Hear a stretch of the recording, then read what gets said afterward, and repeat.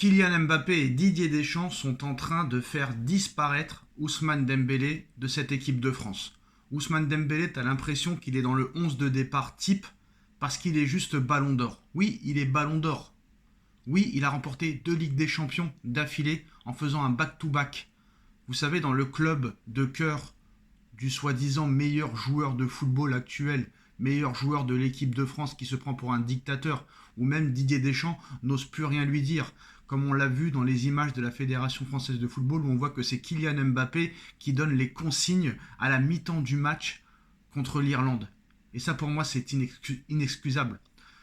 Didier Deschamps est en train de donner les rênes à un gars qui ne fout rien sur le terrain. Très clairement, qui donne des directives, qui donne des consignes, et qui est en train de transformer une équipe dans le négatif. Ousmane Dembélé. Quand il arrive au Paris Saint-Germain, Dembélé est critiqué. Pourquoi prendre Ousmane Dembélé? Au Barça, il n'a rien fait, blessure sur blessure, il a raté 90 matchs sur 100. Pourquoi prendre Ousmane Dembélé? Ça ne marchera pas. Et c'est vrai que la première année, ça n'a pas tellement bien marché au Paris Saint-Germain, Ousmane Dembélé. Et comme par hasard, quand ça marchait pas bien la première année de Dembélé, c'est quand il y avait Mbappé.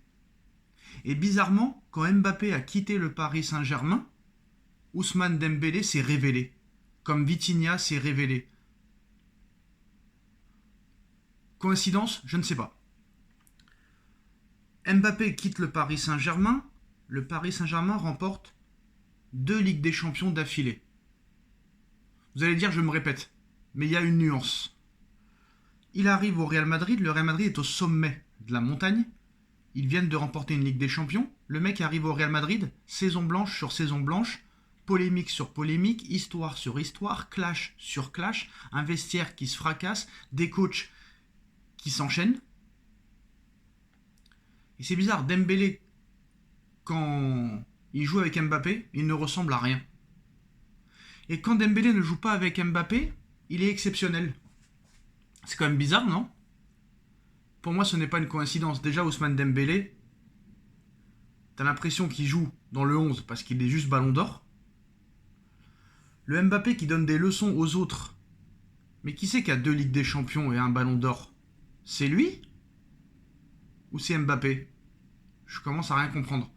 Dembélé ne joue pas à son poste en équipe de France. Dembélé au Paris Saint-Germain, il est entouré de gars qui se battent comme des chiens morts, qui pressent, qui défendent, qui souffrent ensemble, qui attaquent ensemble, qui défendent ensemble, qui récupèrent ensemble. Et là, Dembélé, il est entouré d'un gars qui ne court pas, qui ne fait pas d'efforts défensifs. Quand le Olysée et le Dembélé et tous les autres joueurs offensifs, ils vont voir le Mbappé marcher, trottiner, ne pas presser, ne pas défendre, pourquoi Dembélé et les autres défendraient et presseraient pour Mbappé? Si Mbappé ne court pas, ne presse pas, ne défend pas, ne fait pas les replis défensifs, pourquoi Dembélé les ferait, et Olysée les ferait, et Cherki les ferait, et Doué les ferait, et Barcola les ferait? Je ne comprends pas comment Deschamps ne peut pas voir ça, que c'est Mbappé le problème. Un seul joueur va te niquer la Coupe du Monde, et toute l'équipe. Moi, je vais vous dire la vérité, à l'heure où on parle, j'ai vu un petit peu la position de Dembélé, il joue pas au même poste qu'au Paris Saint-Germain. Donc c'est sûr et certain qu'il est moins performant. T'as un Kvaratskhelia qui se bat comme pas possible. T'as un Désiré Doué qui est un créateur exceptionnel. Là, en équipe de France, tu n'as pas de créateur.